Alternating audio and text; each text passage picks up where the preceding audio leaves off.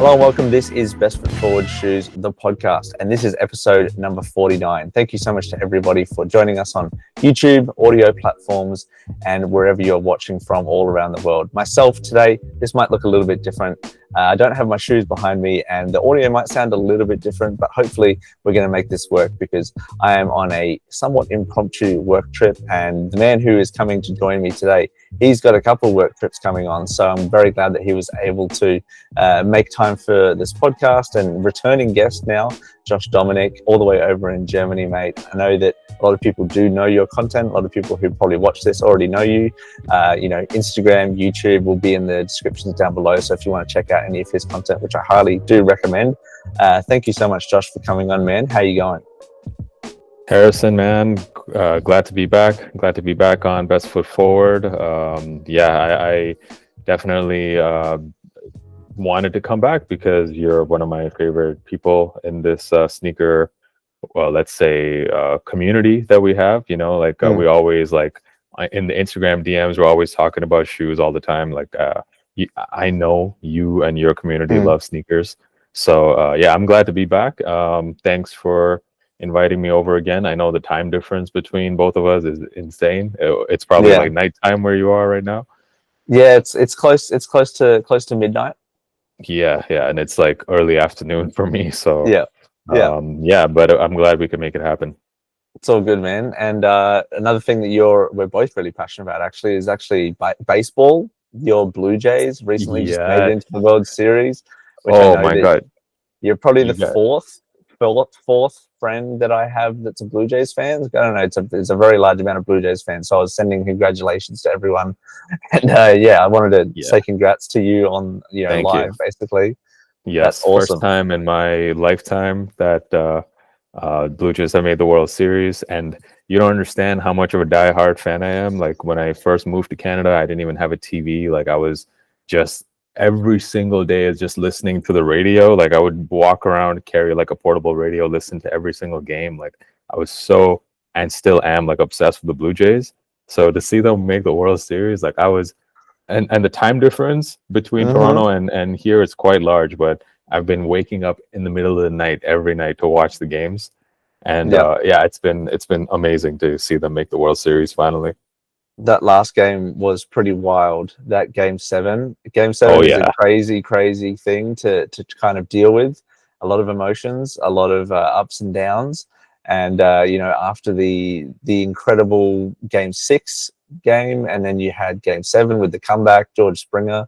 Like, man, it's going to be an amazing World Series versus the Dodgers. And I can't imagine how you must be feeling going into that series. I just can't wait. I mean, like, it's going to be tough. Dodgers look really, really good on paper. But this Blue Jays team, though, every single time they go into any kind of matchup, they seem to find a way somehow. So I have a lot of faith. Yeah. And Vladdy being the man, he's going to step it up. I just feel that he's made for those big moments, Vlad Guerrero, and he's going to rake, and he's going to absolutely kill it in that series. And but Dodgers are an incredible team. So, and you've also got NBA just started today. Actually, had a couple of good games. Right. You're a big Raptors fan, so for sure, it's gonna be a big season. And how are the Raptors going to do this year? This year, I'm thinking I have hopes for maybe a 5th or 6th seed. Not much more than that, but I'm excited to see. We got Brandon Ingram now, so I'm excited to see what the lineup looks like with him in it.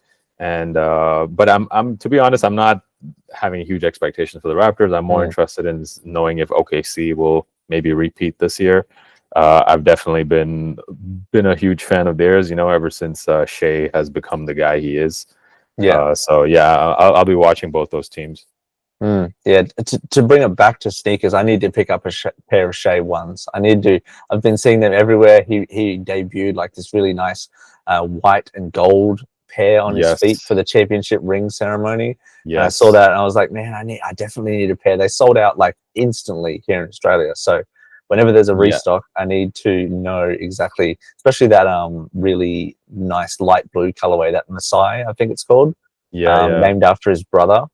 That one looks super dope. And obviously there's a bunch of creators who have reviewed the shoes and stuff, and they kind of just make me miss them more and more. So I want to definitely try those out. There actually was a restock today on the day we're filming this in Europe.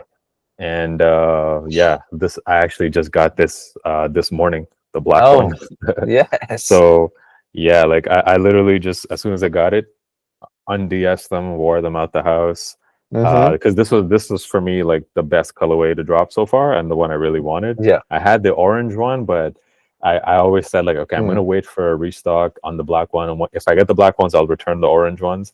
And so I basically returned the orange ones, and these ones are, oh my god, these are so fire! Like you have no idea, man. Like because they kind of give off, you know, like Yeezy vibes a little bit, like maybe like 700 V3 a little bit with this kind of with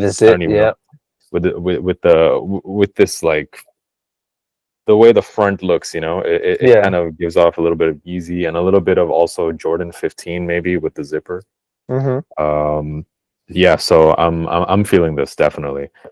Huge fan of Shai. Definitely had to get his shoes. And I can't wait to see it. It's interesting to see that gold colorway, because it's the first time we've seen like a two-toned version of the shoe, right? So I'm interested to see like what other two-tone colorways they can come up with. It's all been very monochromatic so far on that silhouette, and obviously Shai being Canadian and yourself being, you know, Canadian, it's kind of all ties together, and he's such an awesome role model for the country. Oh, for sure, right? Like to say that the best player in the world right now is literally from my city, right? Is like insane to think about. It's just like me and my friends who have been like loving basketball our whole lives growing up in Canada. Just to even say that, like, the NBA MVP is like from our city, which is unreal, right? So, we're like, I'm a huge Shai fan, absolutely. Yeah, nice, and hopefully we can. I feel like Australian basketball has had a strong moment, but it hasn't quite been this what it was in the last couple of years. So I'm hoping that there's a couple of strong Aussies come through, and you know, Dyson Daniels and such, like those kind of guys. He just got the bag. He got the bag yesterday. he did, and he deserves it. And he's he's got a brother who's actually trying to get into the league too. So, you know, plenty of Australian representation in the upcoming NBA season, and obviously also Canadian representation. So I'll be looking forward to that. And to be honest, I'll probably be paying a bit more attention when it comes to like New Year's, Christmas, that sort of thing, when the NFL starts to die down, because I'm a bit more of an NFL fan. So obviously no Canadian team in the NFL, but I'm definitely going to happen a bit more once the baseball playoffs are over and once the NFL kind of winds down for the year. But yeah, it's going to be super exciting season, man. Did you say you were like a Ravens fan? I am a Ravens fan. Yeah, Ravens fan. Yeah. Ravens and an Orioles fan. So even though so far, even though the Blue Jays were in my division with the Yankees, I was just glad you beat the Yankees. That's all I'm going to say. Out of all the teams in our division, out of all the teams in the division, I was just glad you guys beat the Yankees. So yeah, man, it's been a crazy season. Not so good, but hey, it's all right. And basically today we're going to be chatting about some underrated sneakers. So you've already read the title. We're basically going to be talking about some of the sneakers in 2025 that I feel like, and Josh feels like, have not quite gotten the shine that we thought they probably deserved. This year's been crazy in terms of, you know, retro Jordan releases. There's been incredible shoes from New Balance, Asics, Joe Freshgoods, Action Bronson, to name a few collaborators. There's some sneakers that are probably going to fly under the radar for you. So we've gotten together a little bit of a list, and we're going to discuss them, Josh. So should I just get straight into the first one, and we'll just go from there?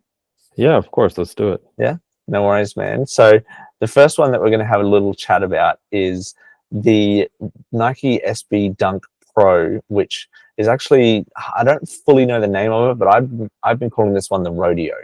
It's basically one that was designed around the myth of, or not really a myth, but a story around the professional black bull riders of the early 1900s in America.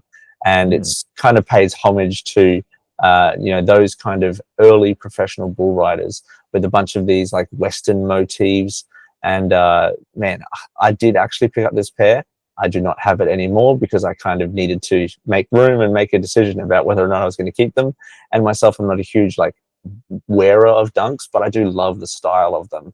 And I feel like this pair, if it released in almost any other year, this would have gotten huge amount of recognition. But what do you think about this pair in terms of its place in the year of sneakers so far? I actually like that the Dunk hype has kind of died down now because it's easy to get pairs like this. Yeah, you're right. You know, like this pair during the Dunk hype would have done numbers, right? And I think it's super sick. I didn't even know that whole story behind how it was inspired by the early bullfighters. But yeah, I mean the pair looks great.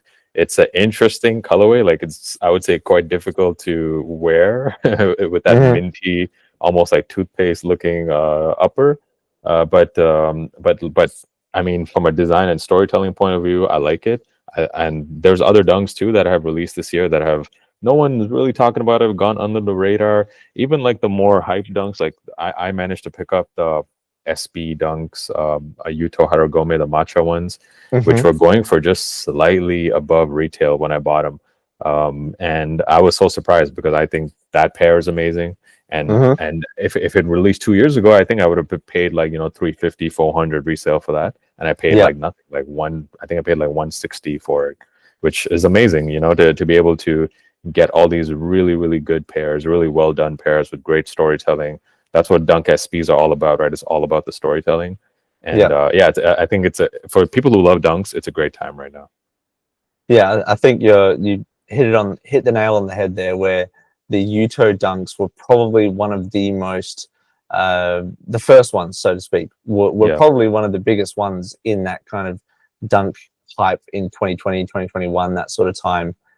And this one, although we're not talking about the matcha pair, but that one was like, I love that pair. I love the green. I love the colorway. And it was, surprising that it didn't quite reach the heights that we thought the first one would.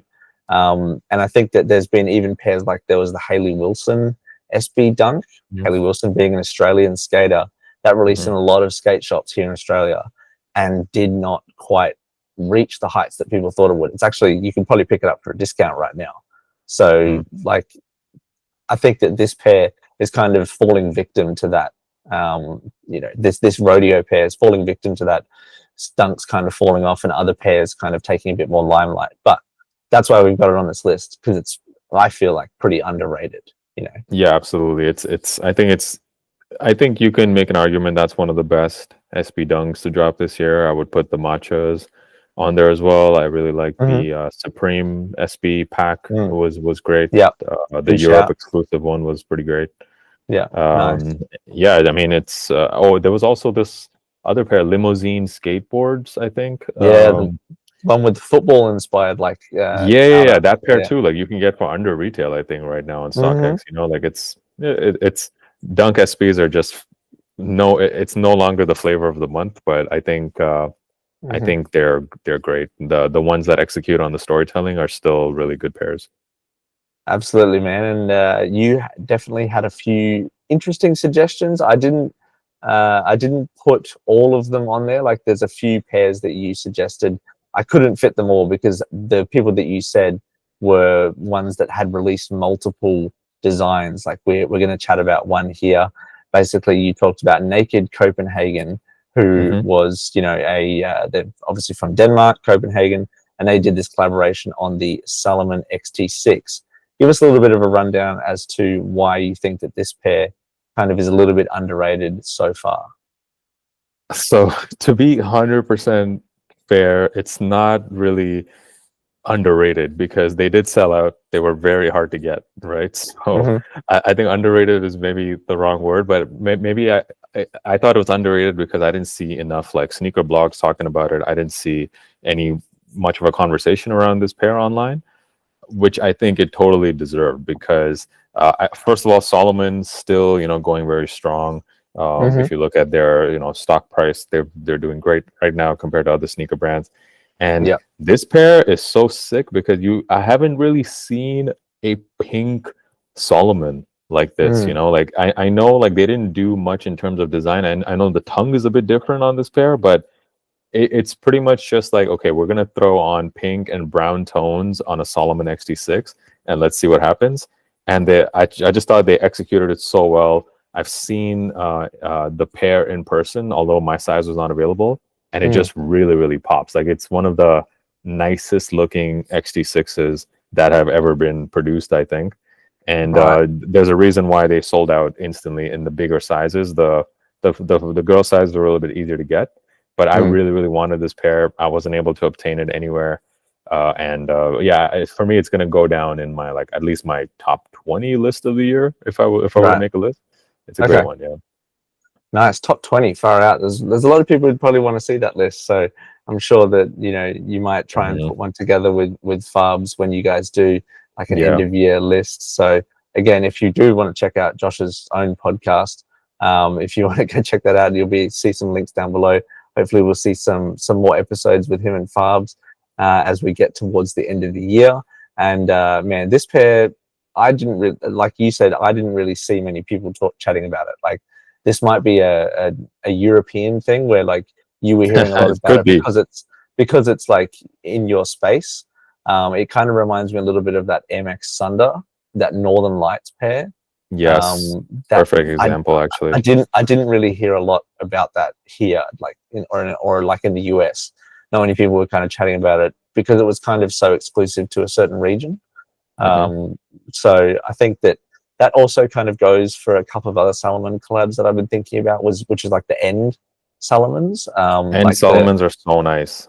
The avocado that they had. What was the other pair that they had? They had one that was inspired by avocado.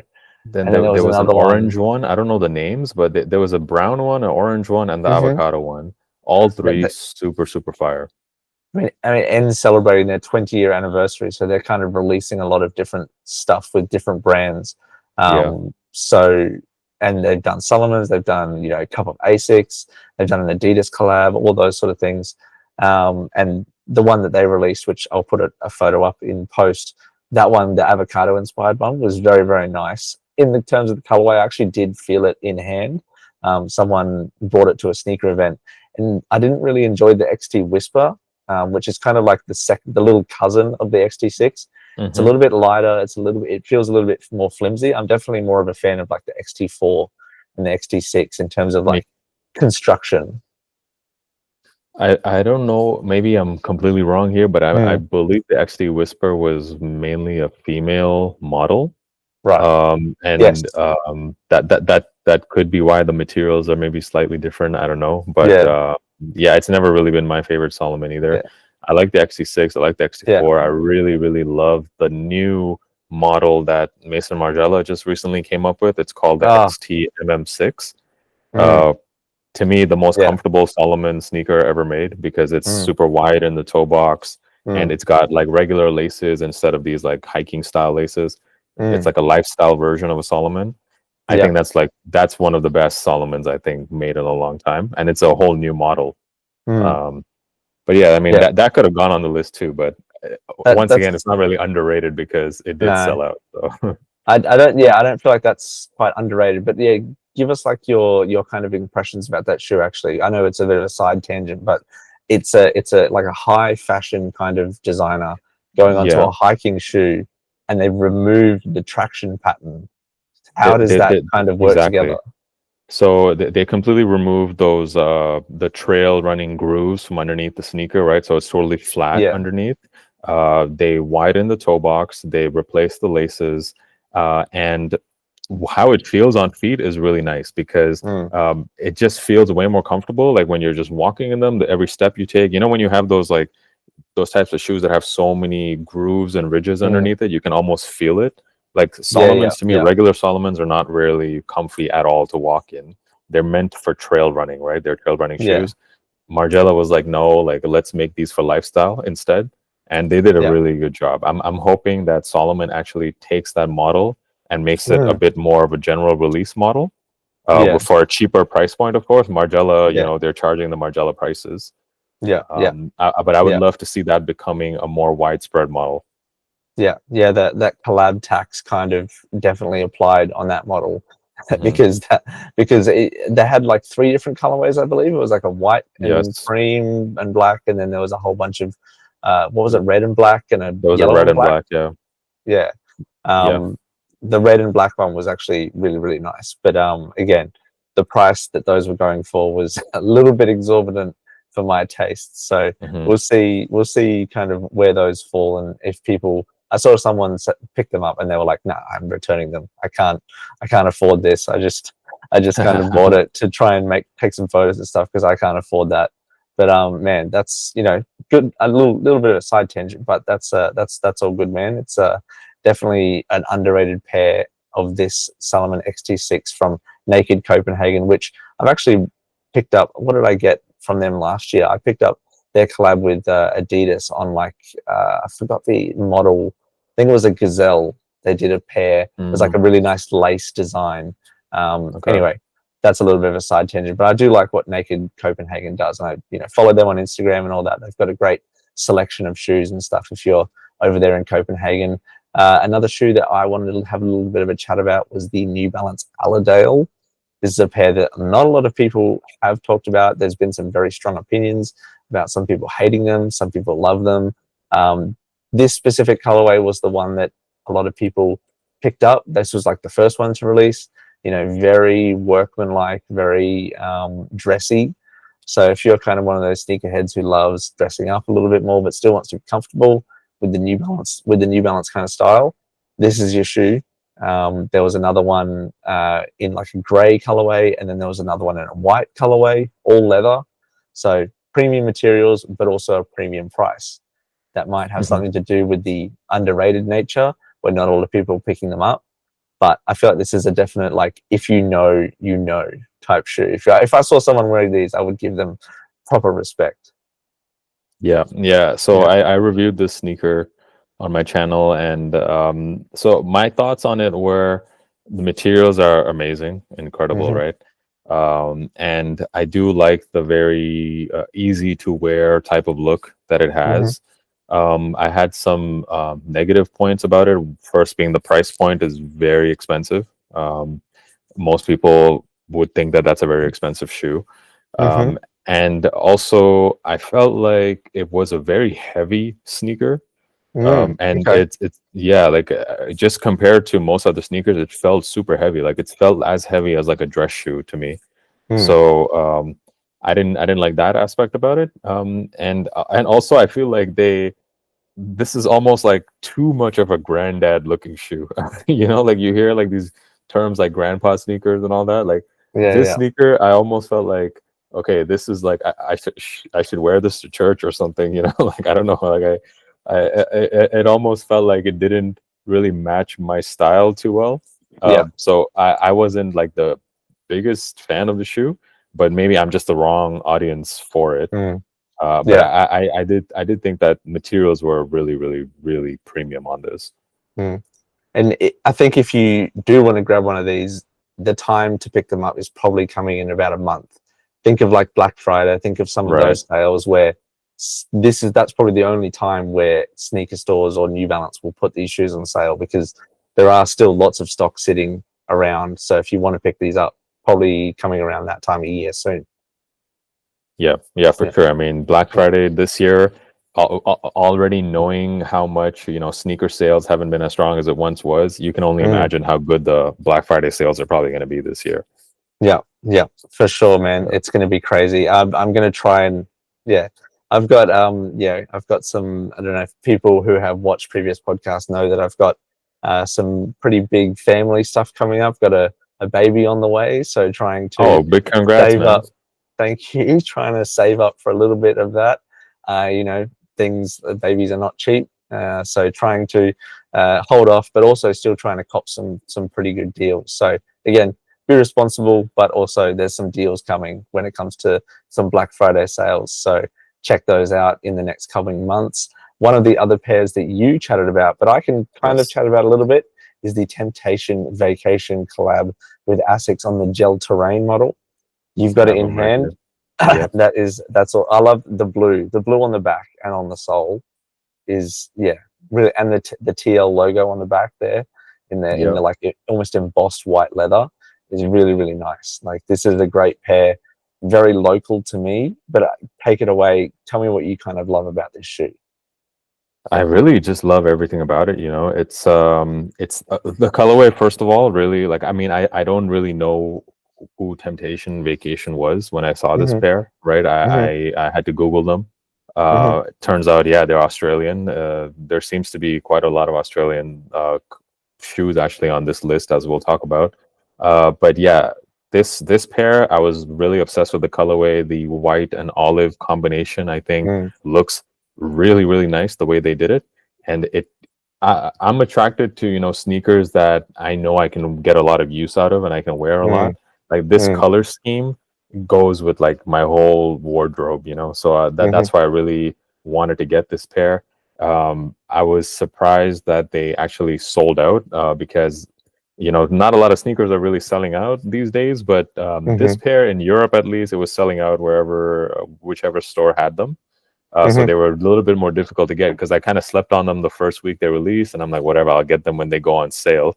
And then I noticed that, okay, they were actually selling out everywhere. So I didn't think these would ever hit the sales rack. So then I just ended up buying them. But I'm happy I did. I was actually thinking of, I'll be going to Tokyo in the next couple of weeks. I was thinking of taking these with me, and this being my main walking shoe, to give it like a real test drive. But yeah, I really like them. Yeah, man, it's like very kind of close to home. Only 100 kilometers is where these guys are actually based. They're mainly a fashion brand. Gold Coast, which is where they're from, is like a surfing town. It's like a very beach orientated city. It's literally called the Gold Coast. So it's like all about the surf and such, and that's their fashion vibe. As you can see in this photo, it's like on a beach, because that's kind of the aesthetic they're going for. But I think where this sneaker really did really well was its marketing. They really absolutely had a huge amount of marketing in combination with themselves and Asics. I don't know where they got the money from, because myself, I'm from Australia. I had never heard of Temptation Vacation before, but yeah, I've never heard of them. And, they'd never done a collab before. And I was like, who are these people? And they've got ads everywhere. So on my Instagram, every cookie on the websites was all this shoe. I was like, what is this? Where is this coming from? And so they really went hard on that. And I think a lot of people kind of caught the vibe, and just, it again fits so many different outfits. It fits so many different aesthetics for people. Asics is huge in Australia. People in America kind of don't believe me when I say that, and I'm like, no, it's huge. Like, it's massive. And this ticks a lot of boxes. So yes, it's underrated, but man, yeah, these did sell out, and I was a little bit surprised by that, like yourself. So I'm glad that you grabbed a pair. I might eventually find my way into a pair. There's been some fluctuation with like the resales, but no, this is a great pair, man. Any other kind of final thoughts on this one after what I said? I'm wondering if, now that you mention it, I'm wondering if the colorway was maybe inspired by the beach in some way. Like, you have the blue on there, and I guess, like, I don't know where. I mean, maybe the brownish olive tones are inspired by sand or mud. I'm just trying to like think where they came up with this fire combination of colors, because it looks great. Yeah, it's kind of to be honest, the Gold Coast is kind of like it's not a new city, but it's one of the fastest growing cities, and it has a very large like fashion presence with like independent brands. So that's what kind of Temptation has done really well, is like tap into that brand identity of being independent and fresh and new. And getting this Asics collab, there was a lot of hype around it, and a lot of influencer marketing and such like that. So they really did really well with that marketing, and it's deserved with the shoe. So good job to them overall. And another pair that I wanted to kind of have a little chat about, again, Asics had a great year, was this Haven collaboration. Haven being a Canadian brand.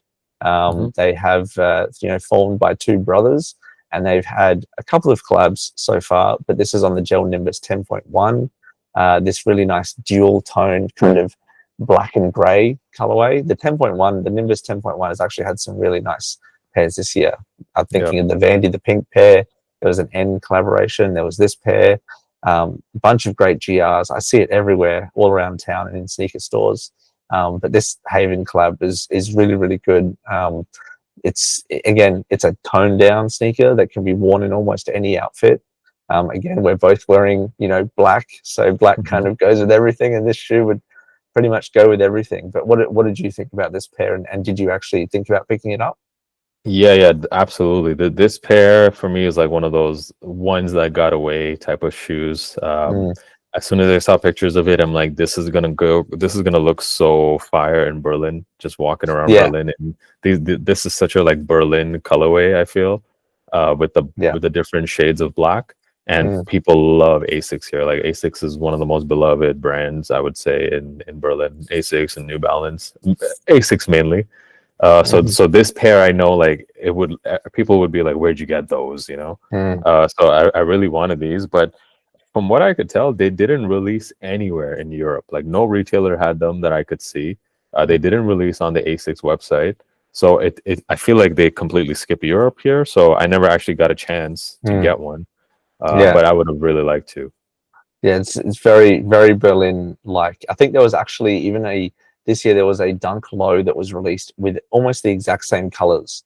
I think it was actually called the Berlin. It had actually a nose ring in it, which is kind of funny. And I was like, this kind of reminds me of that shoe. What is it kind of about Berlin that has this kind of feel? Why does it have such a almost toned down, ominous kind of dark feel to it? Why does this sneaker represent Berlin? It's the culture here, like I mean, I'm sure like Berlin is all about the techno scene, and it's got the best techno clubs in the world. And the normal dress code at these clubs are, you just show up in all black, and usually the people who frequent these clubs are all covered in tattoos. They all got nose rings, all kinds of rings, like crazy outfits, and it's super normal. Like you'll be walking up the street in Berlin, and if you see some guy with like tattoos all over his head and like crazy sunglasses with insane amount of rings, it's like the most normal thing. Like you don't look at him like, oh, well, that guy looks weird. It's just like he looks like a Berliner. Okay. So Berlin just has this like underground, dark, like grunge like kind of vibe, like it's been like that for a while. So that's why that Dunk Low Berlin looked the way it did. I thought they picked the perfect colors, but I didn't really like the shoe that much, but the colors were right. I think that obviously I've never been to Berlin. I'd love to come to Europe one day and kind of try and travel even as much as you do. You seem to be, if you check out Josh's Instagram, he seems to be traveling every month or so, whether it's for work or for pleasure. They give a lot of vacation days out here in Europe. That's a lot of people do ask about that when it comes to the differences between the US and the UK and Australia and all that. And they're like, one of the biggest ones is vacation, paid leave and such. So America and social, social services like healthcare and all that, the big difference. So we don't have to get into all of that, but that's kind of, I suppose, a separate topic. But this sneaker kind of, it does embody a certain aspect of Berlin, and I really love this sneaker, and that's why I thought it was a little bit underrated, because it has kind of, gone under the radar, so to speak. There was another pair, actually a few pairs that this brand has actually released. Braindead, is a brand from. Is Braindead Australian? Oh, is it Californian? Okay, I was just about to Google where they're from. I think they're Californian. Okay, they're from the United States, so I don't know where exactly, but okay. Like I have wanted to highlight them as not any one sneaker in particular, but just their series of collaborations that they've had this year. I think they've gone really under the radar. I think they're very, very unique. This pair in particular, I have it with me actually. It's the Japan Low, I believe. That's what this model is. I love this pair. Like this is one of the sickest pairs of Adidas. I know for some people this is a bit loud, right? Like having flames on the shoe, but I think it's so sick. Like this is one of those, like when I tell people like I love sneakers, it's like, okay, yeah, you do, prove it. Well, here, like this is why, like because only I would wear something like this, only like a sneakerhead would want to wear something like this. it's one of those shoes, you know, it like gets people talking. It looks, it's so like eye catching on feet. And I love that it was inspired by lucha libre, like the Mexican wrestling, right? Which was really cool. Like that's why the taller version, those are pretty much like wrestling shoes. This one. Yeah, exactly, that one. Yeah, so it was interesting that they got inspiration from there, and put it on the sneaker. And yeah, this blue one is sick. So and I didn't see that many people talking about it, and I don't know why, because for me, it's like one of the dopest Adidas to release this year. Yeah, no, for sure. And I've there was another colorway. It was like a more yellowy, greenish, yellowish. I mean, yellow. Yeah. There was another colorway, and they had another collaboration on the Stan Smith, I believe, last year. They did like 3 or even 4 different colorways on that pair. I picked up that pair, which had like a ton of different cool like laces on it, which I really loved. Didn't do too well. Again, another underrated type of release, but you know, I love the whole branding around it. And one thing that you just said then kind of reminded me of something that you actually posted. I actually screenshotted it, posted on your Instagram. You said, "Oh, you like sneakers? Prove it." And you said, "New followers see me wearing Adidas and Asics and think I don't know ball. I know ball." What can you kind of explain that a little bit? Like, what are you thinking that people are not seeing from your current rotation? No, I mean, like, because like lately I've been posting a lot of content, short form content, and I've noticed I've gotten like a lot more followers on TikTok and Instagram recently. And I mean, like if they were just following me for the last, you know, couple of weeks, they'll notice Asics and Adidas have been heavy in the rotation like the last year and a half, 2 years. But like just in case, you know, if people didn't realize that. Yeah, I've been a sneakerhead for a long time, you know, like I got like the OG Travis Scott colorways, you know, I got like four pairs from the Off-White 10s, you know, from the original 10, you know, like I got a pretty deep bag, you know, so I just wanted to you know, remind people, show the new followers, like, hey, I know ball, man. Let them know. I feel that I think I need to break out a few pairs. Like obviously I have pairs from before I started like making content, like, you know, like for example, like the Jound 992s, like that sort of thing, like before I started like actually making any content. And I was like, I feel like I should do something with these, like try and take the stuff that I've been doing and kind of make something with them. You know, yes, it's not a new pair, but like, you know, it's still really cool, and I feel like, you know, it deserves a limelight. Yeah, of course. I mean, like, we are super blessed, like you and me, or just anyone who collects sneakers in general. Like, first of all of us are super blessed that we're in a position that we're able to afford sneakers, right? Like, and we're able to have a collection. That's like something we can't take for granted. And sometimes, you know, we kind of just forget that, oh yeah, there's all these dope sneakers we bought years ago, and they're just kind of sitting somewhere, but like they're super, super dope shoes, you know, and sometimes you just got to bring them back and wear them after many, many months. And it's almost like you got a brand new pair. It has the same feeling, like emotionally for me, when I pick out a pair I haven't worn in months or even a year, it's like, damn, I just got a new sneaker. It feels like that. I know it's such a like first world problems thing to say, to be honest, but I love bringing out some old pairs that I haven't worn in a long time. Yeah, nice. Well, you definitely let them know. Like, don't be afraid to, you know, stunt on them occasionally. So I definitely actually saw a guy recently at a basketball game that I was working at. He was wearing like the Off-White Jordan 1 highs, the all white pair. I've forgotten the actual name of them, and I was like, damn, if those are real, like that's 10 grand on his feet right there.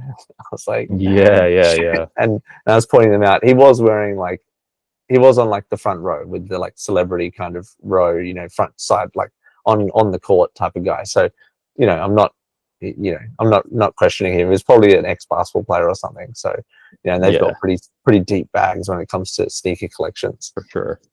Yeah. So anyway, you might have seen that on my Instagram as well. Again, you can check out Josh's Instagram, go and follow him, check out his stories every day.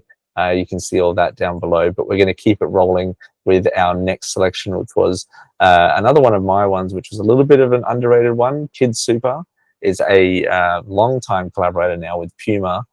His name, the founder is named Colm Delane, Colm Delane. He's an American guy who is involved in soccer, fashion as well. I recently kind of unearthed this pair from the Sneaker Wars documentary on Adidas and Puma, which is on Disney Plus. If you want to check that out, they chatted about their sneaker a fair bit. I'd already picked it up, but yeah, Kid Super has a bunch of different clothing lines, apparel, bags, sneakers as well. So this one I feel like is actually going on sale for a pretty heavy price right now. Probably under 50%, sorry, over 50% in terms of discount. It's the King Super Indoor, and it's like a retooling of an outdoor boot, soccer boot, into an indoor kind of inspired shoe, similar to the Samba, that sort of thing.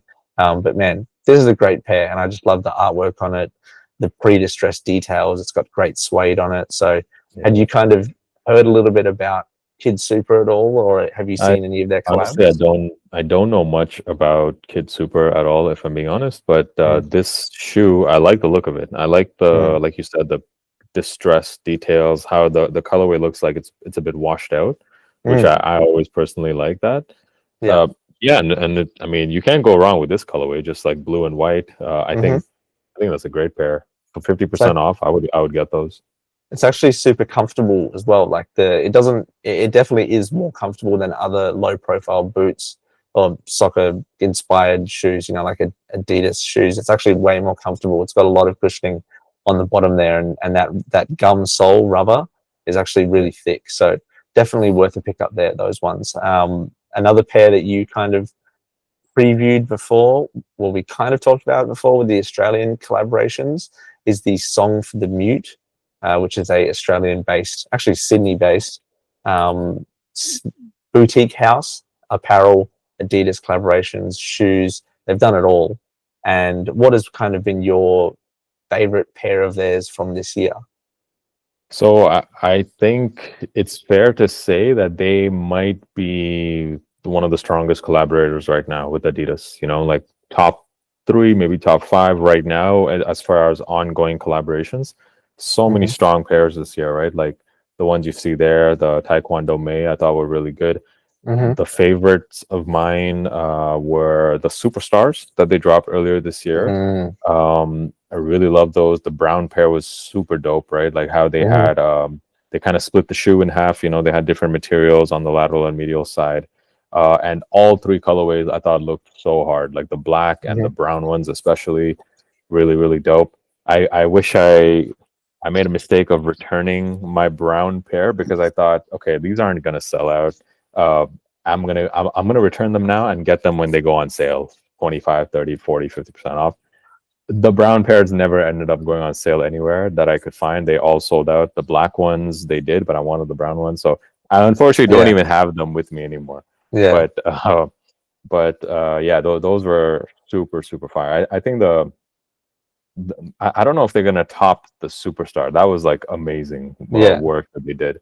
But even these ones, I don't know the name of the model, the one you're showing right now, but these are pretty cool too. I can't remember. To be honest, this is probably my least favorite of theirs. I don't really enjoy how the sole looks like it's being squished already. Like I'll skip to this front. It gives a bit of a better view about the sole. I don't know. I'm just not a huge fan of that feel. It kind of reminds me a little bit of like an Onitsuka Tiger kind of thing. How those soles look so minuscule, and like I was like, where's the padding on this? So anyway. They also have a couple collabs on the Adidas cushion. Yes. They've done like 6 colorways. So these Song for the Mute and Adidas are like this. They're so tight in terms of their collaborations. They've been doing a ton. And again, like the Taekwondo model, which kind of came about, I suppose, into a lot of people's consciousness with who was it? Bad Bunny. Bad Bunny. Yeah. So obviously this pair has kind of not piggybacked, but kind of come in conjunction with that Bad Bunny pair. It's given a different flavor. It's less loud, it's not as yellow and bright as the Bad Bunny pair. For myself, I'm not sure if I would ever pick up a pair of these. I don't think I could pull them off. It's kind of, I feel more for the fashionable No, guys and girls. it's. I feel the same way. Like I said this when I even did the review of the Bad Bunny one. I didn't really like the way they look on feet. This model, like it kind of looks like you're wearing a sock almost rather than a shoe. And it kind of, it kind of looks like elf shoes to me. This model when I have them on feet, like they're a bit too like pointy. And also like I just found this model very uncomfortable. That was what I really didn't like about it. So yeah, I mean, although I do think like looks wise to me these are better than the Bad Bunny, but I'm not gonna be picking up this model because I'm not a fan of the Taekwondos. Yeah, fair enough. But I'm sure there'll be a ton of people who are after it, especially if you're a fan of Bad Bunny or if you're a fan of this kind of low profile aesthetic. I just don't feel it would be good for my kind of work where I have to walk around a lot. So that's just my take on it. But I can appreciate the design as well as on these ones as well. So definitely a pretty underrated model there from Song for the Mute and also Adidas. Another pair that I kind of wanted to shoehorn in here was the Fear of God, specifically this Basketball 2. This one is the low version. There was a high version. They've had multiple colorways. They've got this gray one. They've got like like an off-rose kind of peachy color, which was kind of nice. They got a few others coming out, but I think this might be heralding the end of the Fear of God Adidas partnership, maybe. Yeah. But anyway, I think that this pair, again, underrated, going on sale right now. Looks wise, incredible. Sizing, maybe an issue, but I think if you're looking for a shoe that's purely based on aesthetics, this is a winner. What do you think? Yeah, so I agree with everything you said. Looks wise, I'm a fan of all of the Fear of God stuff on other people. It doesn't really work on me because I do feel like with Fear of God's shoes, like all the ones Jerry has done with Adidas and with Nike, right? They look really, really good with Fear of God clothing. I feel like they are so hard to wear without Fear of God clothes to match the shoes. That's a good point. That's my main issue with the brand, but like I think like that's fine because Jerry has managed to do exactly what he was trying to do. Like he always builds his shoes to go with the clothes, right? That's always been his thing. And he has that very clear, like he wants people to see his stuff from afar and know that, okay, that's Fear of God, right? Like that's the unique Fear of God silhouette from the entire body down to the shoe. And he's managed to do that once again here. Like this is a shoe that, like even if you didn't tell me it was a Fear of God shoe, I think a lot of people would kind of say, yeah, that either looks like a Yeezy or it looks like a Fear of God. It's got that, that really thick midsole, the thick outsole, that thick translucent outsole, which is very synonymous with Fear of God, right? So I love it from like design language, like staying consistent with what he does. It looks great, like it's a great looking shoe. Like you said, it doesn't fit great, but I think it's a great opportunity to pick these up on sale. I actually like the high top one a little bit more. It's more like a mid top, but that one is really cool as well. If you can get them like 50% off, they're a steal. Like it's quality wise, they're great quality shoes too, right? Yeah, definitely high quality. Like that's one thing that I've got one pair of the ones. I went up 1.5 sizes to try and get my right size, which gives you an idea about how hard it is to size these kind of pairs. As you can see, it kind of has that pointy, narrow toe box kind of feel. And then, if you size up too much, you're then going to run into issues with your heel slippage and all that sort of stuff. So it's a bit of a guessing game. But I feel like if you could find these in store, try them on, and you can probably find your right size. But one question for you is: do you think that Jerry Lorenzo and the Fear of God brand has more to give in terms of? Do you think they should go to try and do another brand, or should they try and do something on their own? Sort of like what Salehi Bembry has done with some of his. He's kind of releasing his own shoes.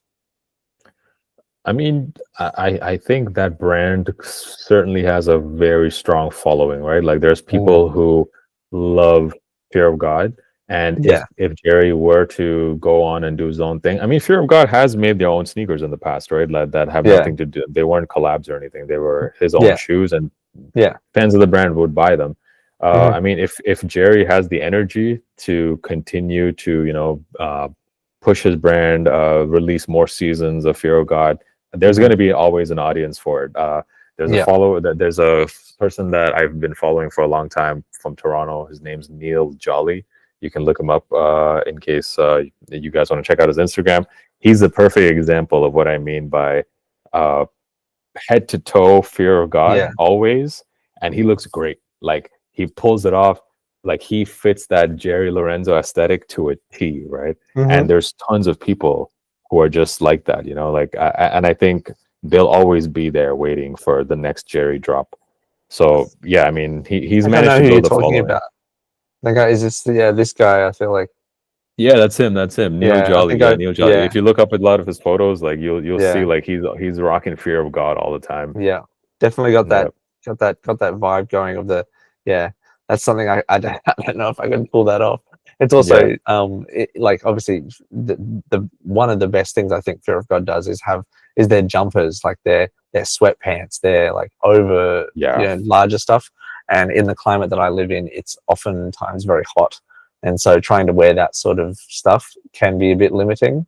Although their t-shirts are great quality as well. I have a couple of the essentials. Obviously, I think every sneakerhead has a pair of essentials in either a hoodie or a t-shirt. So no, it's kind of good. And did you have any kind of, I suppose, final thoughts about Fear of God, or is that kind of you're just gonna let him do his own thing? I'm interested to see what else he does. I would like to see him work with some other brands to see what he can come up with. It would be cool to see him work with Asics, put his sort of design language on the Asics. That'll be interesting to see. But yeah, I'm looking forward to what he does next.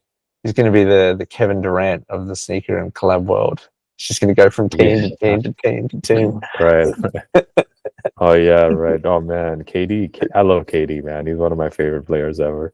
I definitely had a moment the other day where I saw Russell Westbrook going back to the NBA chat, and Russell Westbrook signed for his 18th season. And I was like, damn, he's been in the league for 18 years. And I was like, wait, when did I start watching the NBA? Wow, it was like 20 years ago. So he's pretty much seen his entire career. And like, KD, LeBron's in his like 22nd season, like 23rd season. That generation, I mean, there's so many icons in that generation, and that generation is almost done, man. Give it like 3 more years, and it's pretty much over. The people we grew up watching are going to be all gone. It does kind of feel like the end of a bit of an end of an era when, KD, LeBron finally hang it up, whenever that may be. But I think that the NBA might be it's in a good spot in terms of like the stars, the next generation of stars have kind of come up. I think it's very debatable at that point. Okay. But like, I mean, we need a whole other podcast for that, though. Yeah, no, fair enough. I mean, there's a ton that I can think of. Like, I mean, I'm sure that if someone is thinking about the new generation, they're thinking of like obviously Shai. You've got Jason Tatum as another one. No, I mean, like, there's no shortage of players. That's not the issue. The issue is more like there's very few players, I would say, now that command that worldwide sort of fan base that a LeBron did, like a Steph Curry did, like a James Harden did. Now these new players they're amazing. Like, they're more skilled than they ever have been. Like, that's facts, right? But it's as far as like global marketability, that's where I think the NBA might struggle a bit. But we'll see. I mean, like, I've doubted them in the past, and they proved me wrong. So let's see. I think a little bit of that might be, I mean, it might be to do with the rise of some of the other sports, like in terms of worldwide popularity, like the NBA kind of was the big one. And now with some different TV rights, it's become a little bit more accessible for people, say in Asia and Australia, to watch other leagues like the EPL. Like, we never got Premier League games here in Australia. And I've seen a large rise in Premier League, visibility here in Australia. And not that the NBA has diminished, but just other leagues and the NFL has exploded in Australia in the last 10 years. And so the visibility of those leagues might have drowned out a little bit of the NBA. And it's okay. Like I said, this is going to need a whole other podcast, but I also think that the game itself is not what it once was. And it really shocked me the other day. Like Adam Silver, the NBA commissioner, he was doing an interview and he said something which really kind of pissed off a lot of longtime NBA fans when he said this is a highlight driven league, which I mean, like, that pretty much spoke volumes about what the NBA is trying to do, right? Like they're going for these like highlight moments. They're big on Instagram. They're big on like all these platforms, but they're losing that core fan base, like the fan base that was willing to watch a whole game from start to finish. Like I don't do that anymore, right? Like now I'll watch like just the highlights, 3 minutes highlights. I'm done. Like I don't need to watch a whole game anymore because what is it? It's just like a bunch of guys shooting threes all day, right? Like it's not as exciting to watch. There's no defense being played anymore. The game has kind of suffered in that way. But if the NBA is literally trying to do that, they're trying to get the scores up. They're trying to, you know, go for just highlights. Then they're achieving what they're trying to achieve, but it's affecting the long-term fans like myself. Yeah, fair enough. So that's my kind of take on that. Have you ever thought about starting your own basketball podcast? No, I mean, I used to when I was in college. I had a sports podcast that I would do every week with a buddy of mine back then. So that was my first thing into podcasting. Actually, I was really into sports podcasting. Yeah, nice. Well, I'm sure that that you'd have an audience wanting to check that out. I'm sure that there's a pretty large crossover between sneakers and NBA, which is kind of why I'm happy to kind of chat about it. And yet, this being a sneakers podcast, obviously going to continue to chat about some things that I'm passionate about, whether that be sports, lifestyle, etc. And again, Josh, I'm really thankful for you for coming on. We've been chatting about some really cool sneakers, and again, hopefully this opens up some people's eyes and they've kind of seen some brands that they might not have heard about. Kid Super, Temptation Vacation, these kind of Haven, those kind of brands. It's kind of such a large sneaker world right now, and again, it's international. You're learning about Australian brands. I'm learning about Canadian brands like Haven. It's really, really awesome. So did you have any kind of final thoughts about this, and also give a little bit of a shout out to some of the other stuff you've got going on in the next little bit? Yeah.